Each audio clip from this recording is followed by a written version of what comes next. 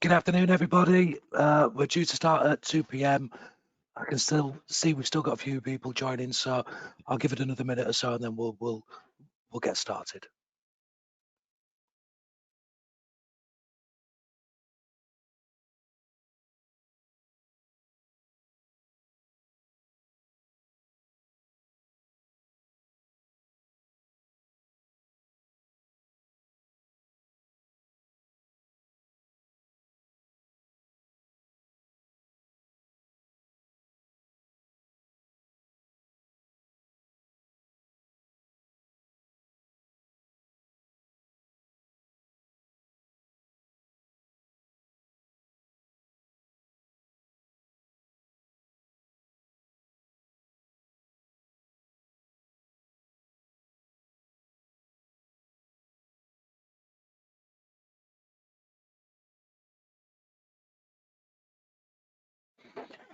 Hi again, everyone. Thanks for joining us this afternoon. Um, well, thanks for joining the session on managing remote teams as part of the Leeds Digital Festival. My name's Lou Mooney, and I'm Digital Workplace Director at Escala. And I'm currently broadcasting to you live from my spare bedroom. Now, in terms of my experience, I've worked as part of and managed remote teams for around 15 years, and my office visits are fairly sporadic these days. But before we get on to the session itself, just a few housekeeping points before we start. Everybody is muted, so hopefully you can hear me, but it does help with any background distractions. If you've got any questions as we're going through, feel free to ask them in the questions box, and I've put some time aside at the end of the session just to pick those up. And as I'm going through the session as well, we will make reference to some handouts that you can access and download, and we'll provide you with a recording of the session that we'll email out afterwards. The other thing, just to ask you as well, we will send out some feedback forms for this session, and if you complete the feedback form, you will receive a certificate as well to say that you've attended. So, without further ado, managing remote teams. So, at Escala, we work extensively around the world to help organisations implement remote workplaces, but mainly from an employee perspective. And I suppose we're in a changing world at the moment, as I'm sure you'll all agree. And the first thing is to recognise the financial implications. And I'd like to congratulate everybody for saving an extra £135,000 that you've just banked, which is based on the average commute over the working life. Now, that's before you've reclaimed any tax from HMRC. So from an individual's perspective, there are some real tangible benefits for working from home. We have put together a tip sheet with some useful information and links that'll be able to point you in the right direction, and you can access that through the handout section in GoToWebinar. So in terms of what we're going to cover over the next 45 minutes, I'll be talking at a rate of knots, but as I say, we will save time for some questions at the end. We will give you access to the recording as well, so everything that I talk about, you'll be able to access after the event. But this is what we'll be looking at in a bit more detail. So first of all, some tips for effective remote working. So what advice can you give your staff as a manager to help them implement an effective remote working policy? The importance of communication, getting it right, and ensuring that your people don't feel isolated. We'll talk about building resilience and understand how everyone's different. We all adapt to remote working differently. And that leads us on to what type of remote worker are you, and also your people as well. And then finally, how this affects your leadership style. What's the most effective leadership style when you're managing a remote team? So given the current situation with COVID-19 and the new guidance released on Tuesday, asking us to return to working from home where possible, I think a good place to start is some practical advice on helping your staff adjust, which is a key part of managing a remote team. And let's be honest, managing or being a remote manager isn't drastically different from being any other type of effective leader. The biggest differences are probably more to do with understanding the challenges that your people are facing. So the biggest barrier to digital workplace transformation isn't the technology or the cost generally, it's the people. From the decision makers who worry about whether or not the staff can be trusted not to come into the office, through to office workers who might embrace the idea but lack the perceived set of skills required to use it. And the first thing to consider is that, as I'm sure most of you on this call are aware, it's not a new thing. It's just because with the current pandemic, organizations have had their hands forced to do something that they could have easily implemented 5 or 10 years ago. So the first thing I just want to do is a quick poll, and that's really to understand how often did you work remotely? If you think yourself back to March, before we were told to stay at home, how often did you work remotely before this kicked in? Never, rarely, once or twice a month, regularly, at least once per week, mostly. So I'm just going to put a poll up on the screen, which you'll be able to see shortly. And if you can just give me a quick response, 30 seconds, I'll leave that up to those questions. That would be absolutely brilliant.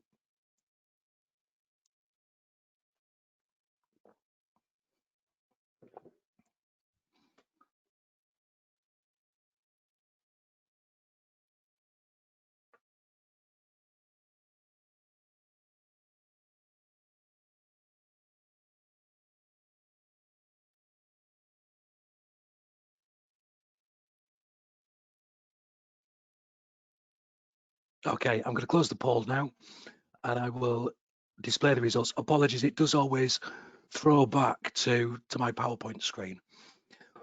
Excuse me, it's not COVID, promise. So that's quite an interesting mix there. As you can see, most of you have said either never or rarely. So you're relatively new to this particular setup.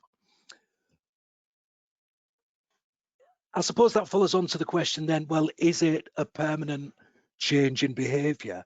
And many HR leaders believe it is, and I tend to agree with this, that this is an interesting point from Bruce Daisley, the author of The Joy of Work. He said that we might get misty-eyed about it, but the office in the form that it used to be is probably now a thing of the past. And he was talking to somebody who worked at a major media outlet, and they used to have 1,400 people coming into the office every single day. And for an 8-week period, when he gave this interview, they had 30 people, and the product hasn't changed.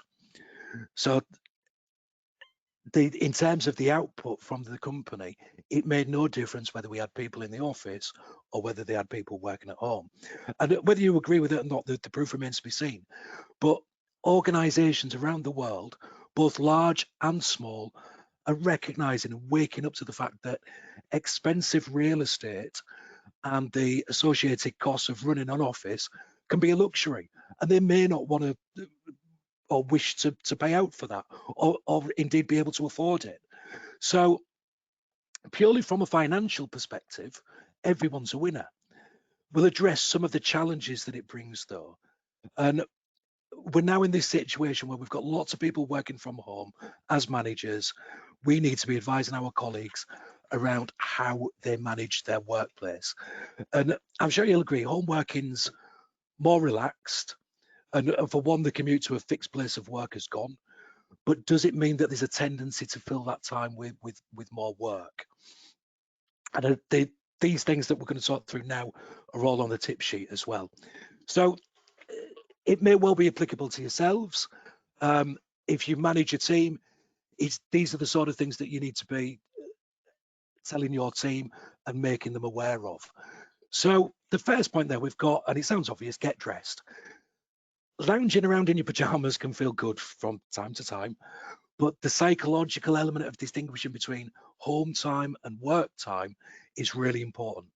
But should what you wear be an issue? Should you dress informally or formally? I genuinely don't have opinion on it. I don't think it should be important, but I recognise in some organisations it can be.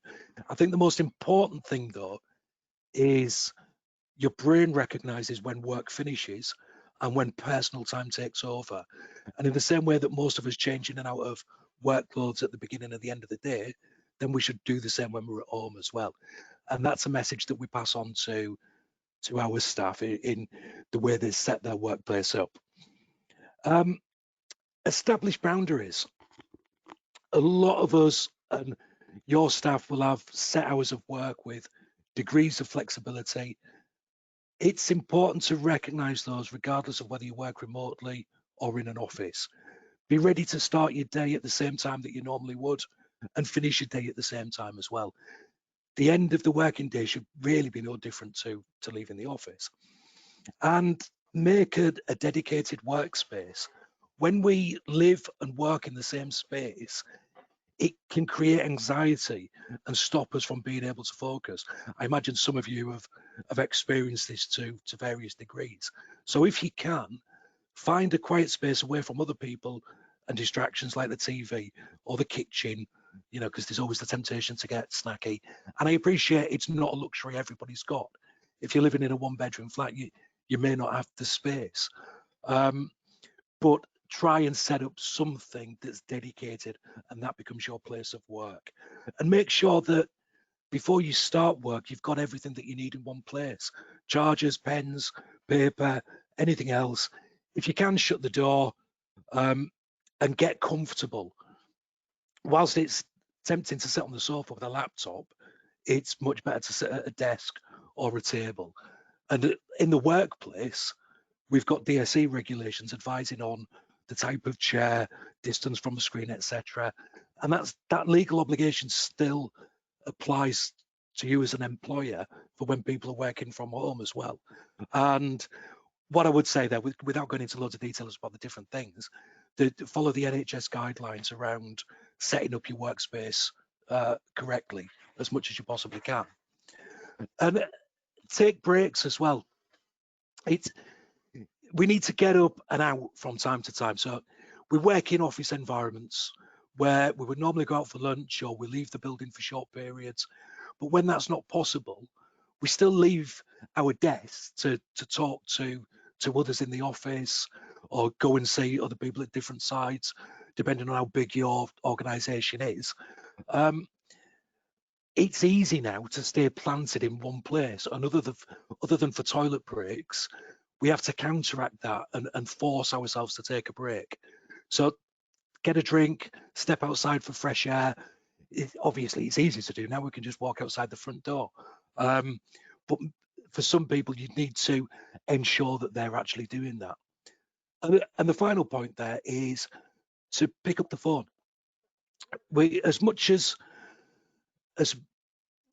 we engage with people in the office, we're less likely to engage with people directly when we're working from home. And in fact, I mean, I've gone an entire day without actually speaking to somebody.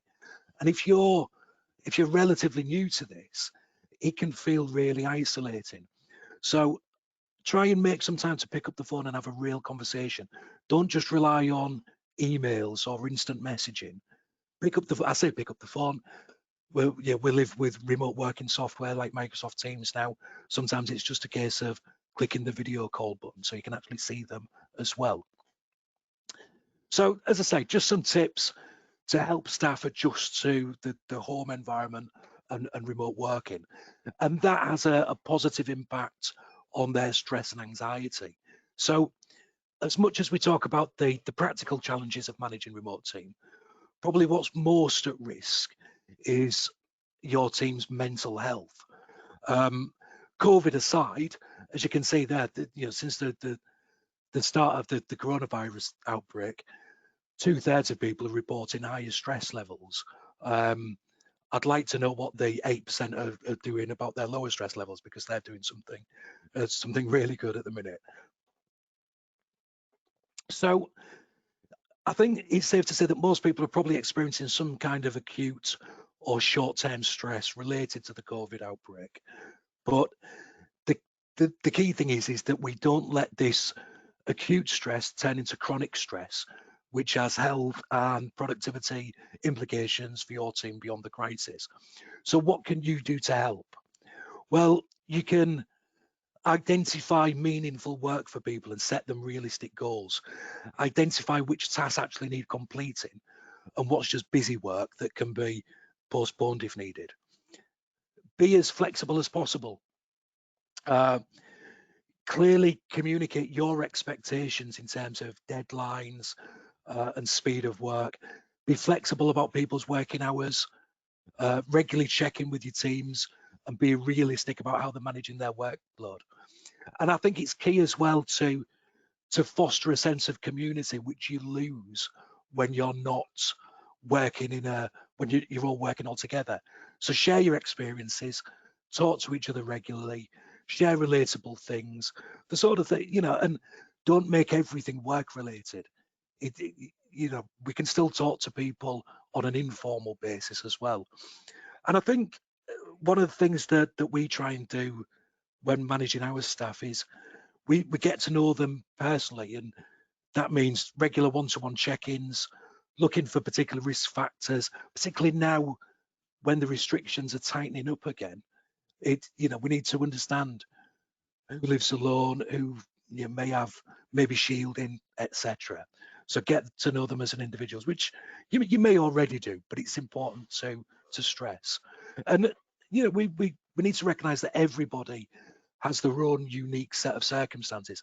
I've got 3 children at school, and any day now I'm expecting a call from the school to say that one of their bubbles will have to isolate, which means I'm back to homeschooling, they're back to remote learning, whilst I'm having to work as well. So we've got through the first level of homeschooling for those that have kids, but it's always on the horizon for us again. So managing stress and anxiety for your staff, give them an outlet and help them understand and help you understand what's going on in their lives too. Part of this is around the importance of good communication as well. And regardless of where you work, effective communication is one of the most important elements of managing any team. It's never been more apparent at present though. So over the last few months, as I say, I imagine a lot of us have felt isolated and all our circumstances are different. You go from working in a vibrant, busy office to suddenly being alone and faced with different distractions. And at one end of the spectrum, we've got people that may not have seen another person for days at a time. And then, like I said, you've got myself and I've got 3 kids who went through that whole homeschooling period for what seemed like forever. So things have gradually changed over the summer, and we were encouraged to go back to the office in a COVID secure way. Then perfect timing this week, we're told to work from home again if you can. So as a manager, communicating and make sure our teams are communicating is key to make that transition as easy as possible. So how do we do that? Firstly, make the most of collaborative tools, things like Microsoft Teams. There's plenty of software available to us all now that's made remote working easier than it ever has done before. You can instant message people within your teams, you can call an ad hoc meeting, you can work collaboratively on documents, but importantly, you can keep in touch. You can set up regular one-to-one catch-ups with your staff. The proverb is out of sight, out of mind, and it's never been more true in this particular instance. It's easy to forget about people when they're not in your eye line. So it shouldn't be a case of checking whether they've completed a task, but sometimes just to chat in the same way that you would chat to somebody in the workplace. And talking about the tools that we use, get used to things like instant messaging. It's great for formal and informal comms. It's taken us 30 years to get used to email, but the reality is email's dying. We're at Scala, we've actually done away with email for internal comms, and we rely purely on instant messaging and Teams to talk to each other. We live in a world where everybody texts and WhatsApps, and it's familiar to us. And during the day, it's great to hold conversations about non-work related stuff. I'll message people and see what they're up to, how the weekend's been, the sort of interaction that you sometimes miss, or that would always happen in an office or work environment. And there could be a real generational difference as well. So we've got an apprenticeship business, and those under 25 don't really use email anymore. They see it as a backward step. They use WhatsApp and they use text and Instagram and all of that. And if you think about it, the way that we communicate with our customers as well, we use things like live chat on the website, but we expect employees to send emails for everything. So get used to that change in instant communication. Regular conferencing, and I've got quite a few points around this, and I don't always practice what I preach, but there is some genuine things that you can do to make that communication process much easier through conference calls. So first of all, test and make sure everything works okay. Make sure that your staff have the right kit that's available to them. Do they have a headset? Do they have a decent camera? If they don't, invest in them for them, because that makes all the difference for the sake of 20, 30 pounds. Turn the camera on when you're working within your own teams. As I said before, for some people, it's the only chance that they're getting to see people, and the importance of a visual connection can't be underestimated. Mute yourself when not speaking. As I'm sure you've discovered, working from home brings lots of distractions, and that can be the neighbours having building work done, the washing machine, or the dog barking in the background. But imagine that 10 or 20 times for everybody on the call. The other side of that, obviously, is forgetting to unmute yourself as well. I was watching a council meeting online the other week, and literally every time one of the councillors went to speak, the chair had to say, "You're on mute. You're on mute. Turn yourself off mute." So it's again, I'm sure you've all done it. And don't forget, as an organizer of a meeting as well, you have the capacity to mute others also. And I keep going back to Microsoft Teams because it's what we're familiar with, but it's introduced a feature where you can raise your hand to ask a question and make yourself known to the facilitator. And the importance of running a good online meeting can't be underestimated either. We actually run a course just on that. And if you want everything to run smoothly, ask people and get into the habit of focusing like you're actually there. So, for example, you wouldn't start scrolling through Facebook on your phone in a face-to-face meeting. So why would you do it online? From a manager's perspective, if you're running the meeting, this means engaging with people, asking opinions, questioning people directly if needed. And this type of webinar that I'm doing is the worst for me. And no disrespect, because I can't engage with you directly, but I have to hope that what I'm saying is reaching out to you. So if you are on Facebook right now, looking at what your Auntie Doreen's been up to, if you could just put a stop to it, please. Yeah, you know who you are. Try and keep pets and distractions away, but don't stress about it, and don't stress about others doing it. As I say, I use a spare bedroom stroke office, and I can shut the door, but I do appreciate it's not that easy for everybody. And when I was homeschooling, it seemed like as soon as I started a video conference, my 3 boys would come outside the door and organize a fight for the day. So it happens. People have things going on in their lives. You try and keep it to a minimum, but you can't stress too much about it if it doesn't go completely to plan. And be organized as well, in the same way that you would for a normal meeting. If you're going to share your screen and documents, make sure that you've got everything available. Open up the files beforehand. Close anything that you don't want people to see, what you're ordering off Amazon, etc. And you turn on Do Not Disturb so you don't get any pop-ups coming up, any notifications. And if it's a scheduled meeting as well, ask everybody to join a couple of minutes beforehand so you can start on time. Because invariably what you find is that for those 2 minutes beforehand, people are just catching up anyway. And I don't know if you found, like I found, that the more online meetings you do, the quicker they actually are. And it's important to set the timings as well. If you think it's going to take half an hour, put it in for half an hour. Don't put an hour, because people will use that time, and it lets you get on with your work without being distracted by too many meetings. And I suppose, just following on this conversation around the importance of good communication, you can see there what we term the pyramid of engagement. So how we communicate with our staff and each other is important. Email is at the bottom because it can easily be overlooked, but ironically, it's the most common form. And it's got a place when we need formal communications. But if you want to engage more with your teams, you need to look higher up the pyramid, into instant messaging, into picking up the phone. Ideally in person, but as we are now, if we're working from home, then a video call is the next best thing.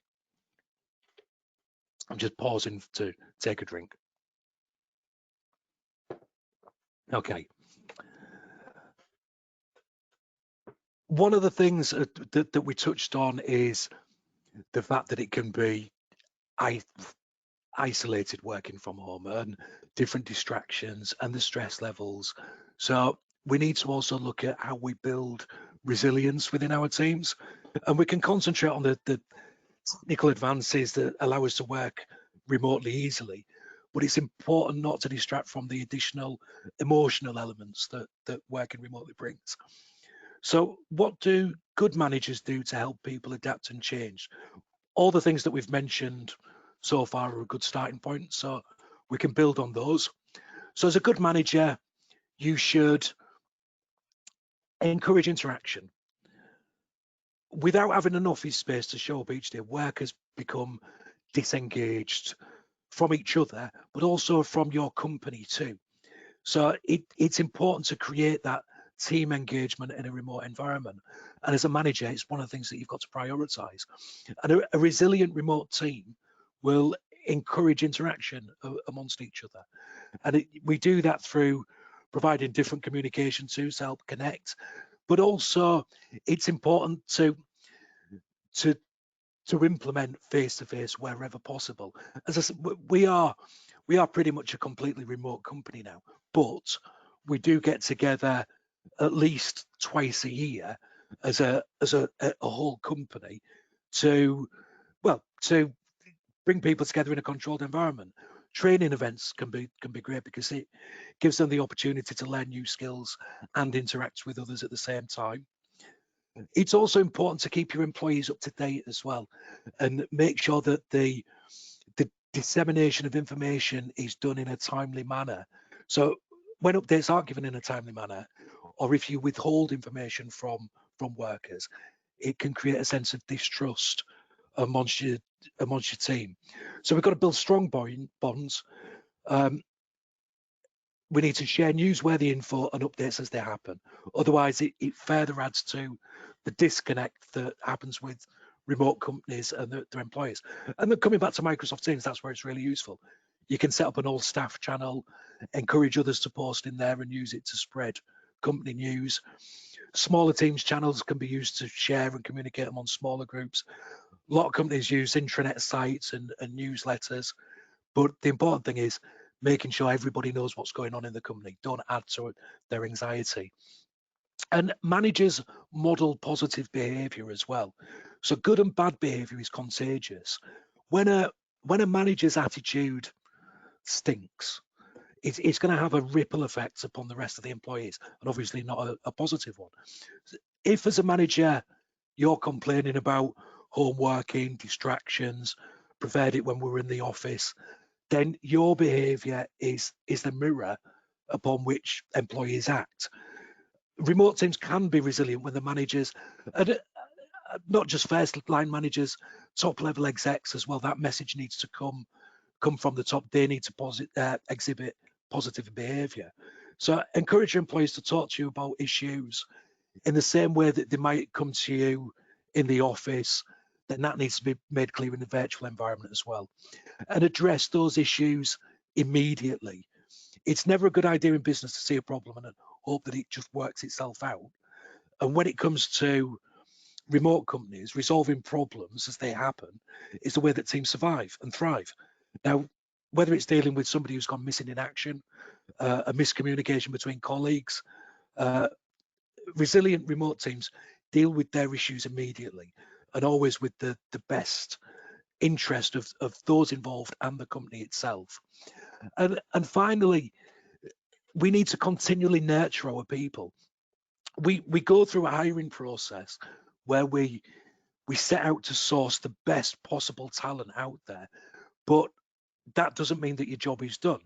Remote workers in particular need continuous cultivating in order to bring out the best in them. So we need to reward people for a job well done, offer constructive and timely criticism when needed, and give them the options to develop the work skills and the soft skills to make them better workers. And it's not a one-time deal. It's something that's continuously developed over time so that managers and employees alike can handle any potential problems, just like you would in the office. And what you're effectively doing is building a remote culture for your team.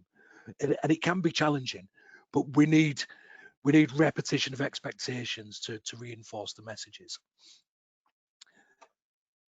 So I mentioned we talked about resilience within our people. This I think is a really good example of what people need to be able to build resilience. And we didn't create it. It was the good people at Driven. They identified what they believe to be the group of behaviours, skills, and beliefs that they termed the domains of resilience. So when it comes to nurturing your staff, these are the areas that we should be looking to nurture within our own teams. So starting at the top there, we've got vision, which is probably the most important of the domains. Vision is about an individual's sense of purpose, goals. It's your personal vision for yourself. And the reason that I say this is the most important is that all the other domains are guided by what it is you want to achieve. And clarity helps you keep focused and not distracted on the things that are going on around you. Composure is about regulating emotions. The flight or fight response of the brain, it loves to flare up when we're facing conflict, or in this instance, a sudden change of circumstances at work. But being able to overcome that instinctive emotional response and maintain your composure often means being able to recognize hidden opportunities and solve problems in different ways. And it's not just about the big things, it's the little things as well. Why do we get emotional over spilling a cup of coffee? It's not worth getting worked up about. Maintaining composure helps you keep calm so you can save energy on what is important. The next one, we've got reasoning, and this is around creativity and problem solving, which is incredibly useful when facing challenges. And we need to anticipate and plan what's going on in our work lives. And it's not just about applying critical thinking during a crisis, but it's taking action ahead of time to prevent things from going wrong in the first place. It's about being resourceful, and it's about recognizing opportunities to change. Health is what we call the foundational domain. So good health means looking after your body through what you eat, doing exercise, getting quality sleep. And again, working from home means that sometimes some of this goes out the window. I,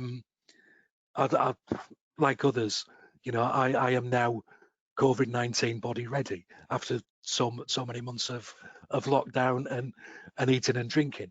I know that it's not good for me. It has an effect on other areas of my personal life and work life. So good health, although it's not the ultimate goal, it's an enabler to help you achieve your larger personal vision. Tenacity, persistence is the key. Being smart isn't everything. We need to be willing to work hard to solve problems if we hope to achieve something, learn from our mistakes. Rarely we do things right the first time, and even when we're doing something that we know well, eventually we all make mistakes from time to time. So don't be naive, set ambitions and realistic goals. And then collaboration, which is the key to everything that we do when working remotely. The, we are social beings.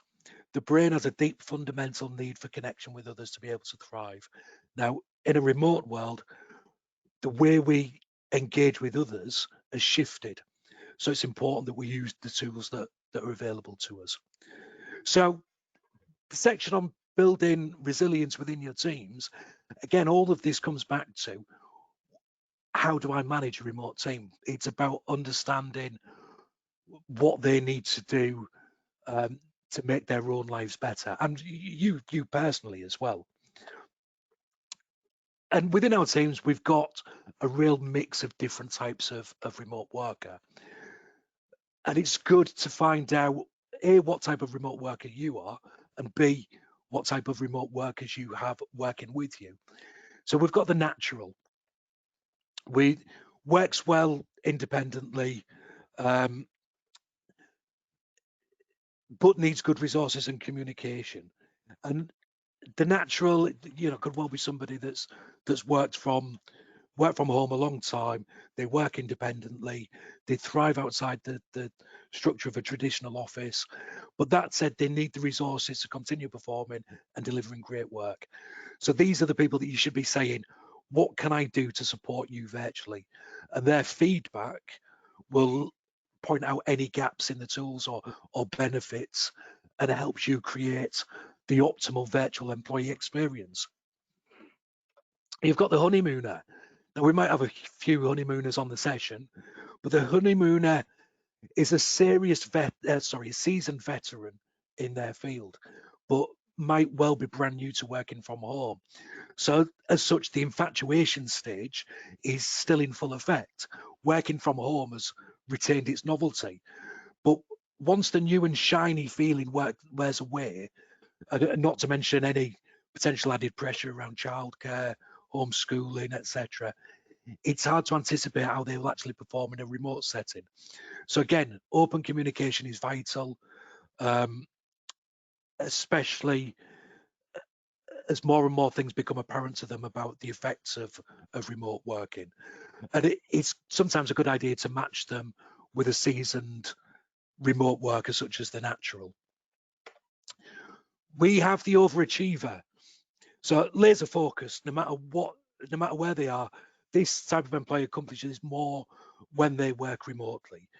At the same time, though, they struggle to strike the right work-life balance when working from home, and that can leave them susceptible to burnout. So to remedy that, we need to reassure them of their value to the team, but reiterate to them around normal working hours and striking that work-life balance. The solo act, as the name suggests, this person flourishes when left alone to work on projects. Now, they can help you as a leader avoid micromanagement, but the lack of collaboration often comes at the cost of innovation. So to help combat this, we need to bring them on board wherever possible, acknowledge the strength, but work with them to collaborate with others and help them gain perspective, and in turn make their work more powerful. The introvert, naturally more reserved than the others. The introvert tends to feel more productive when working from home, but without the added face time that normally spares interaction with teammates and managers, it's easy for these people to be forgotten about. So we need to include them. When we're in meetings, for example, you need to involve them in the meetings. Otherwise, they log on at the start. You won't hear from them all the way through. You need to engage with them directly. And finally, the creature of habit. So these are the people where every hour of the day is planned out. Working from home for them allows them to strike a perfect balance between accomplishing their work and satisfying any personal tasks that are going on. So last minute unannounced meeting that interferes with previously planned events can cause stress for them. So those are the types of remote workers. We've also got, what type of remote manager are you? So some of you may have come across Thomas Kilmann's conflict mode, and I think this lends itself quite well to managing remote teams. So Kilmann's modes of interaction they're a good way for us to define how we might get our teams to engage from a remote distance. We have the elements of each of these in ourselves, and there is a test that you can do, and you can get a report on it, etc. But essentially, Kilmann identified 5 key ways in which people are being non-assertive and non-cooperative, and varying degrees in between. So in the top left, essentially you've got a y-axis of unassertive to assertive and an x-axis of uncooperative and cooperative. So if you look in the top left, you're just being assertive and not being cooperative, and it's a win-lose situation. It's too aggressive and it's not great leadership. Bottom left, unassertive and uncooperative.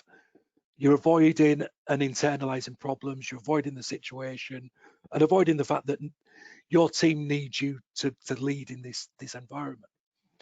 In the middle, you've got compromising.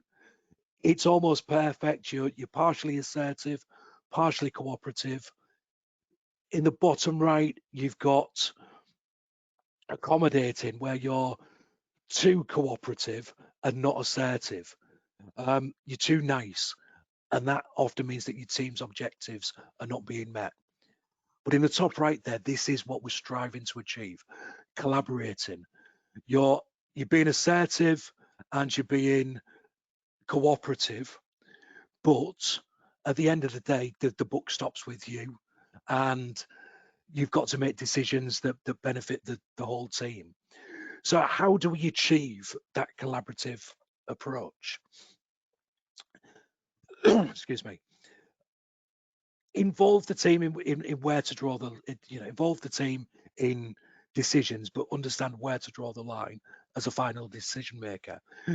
Be crystal clear in including people, but when a decision's being made, make sure that you move forward.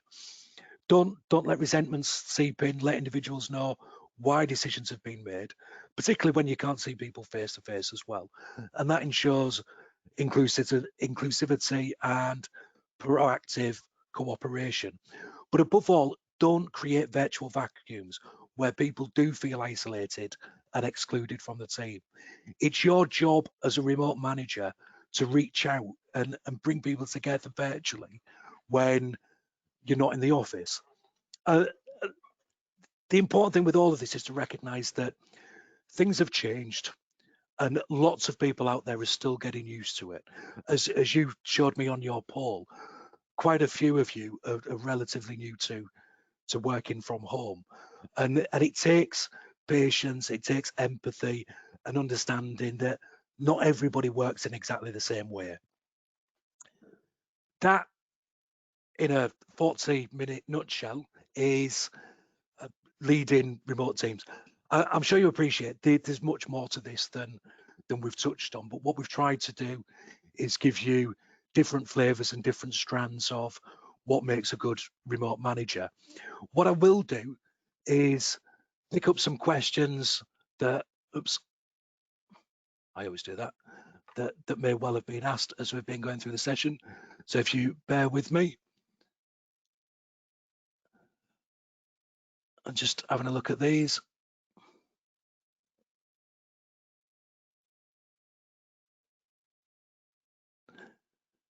Somebody's asked, you've identified the team's stress reduction methods.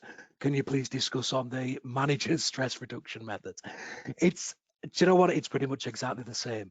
At the end of the day, we have similar issues and similar problems. It just goes up another notch as a manager. Stress reduction, again, if you're working in a remote environment, do all the things that we've suggested. take breaks, where possible, try and strike that work-life balance of having defined start and finish times. That is probably the one thing that really does meet everybody's requirements and can make a real difference to how you manage your stress. What I do appreciate though is that not every organization expects that. That we can't do anything about, but it's certainly something that I'm a key advocate of. You know, people need to start and finish work at given times. A couple of other questions that have been asked. I'll just address some of those. Why do you think that some very good face-to-face managers struggle when it comes to managing remotely? I think a lot of that boils down to that lack of interaction.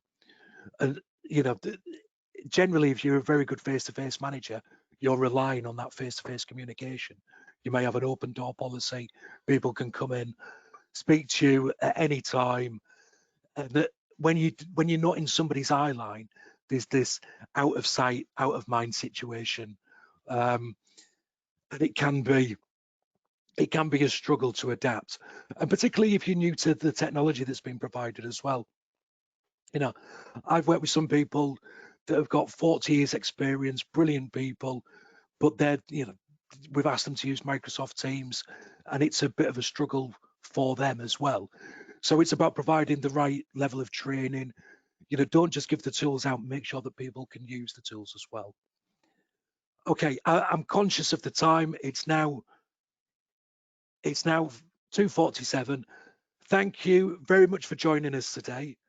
As I said, the session has been recorded and it will be made available to you as a download, along with the handout that I've referred to throughout the session. So I hope you've enjoyed it and enjoy the rest of your afternoon. Thank you.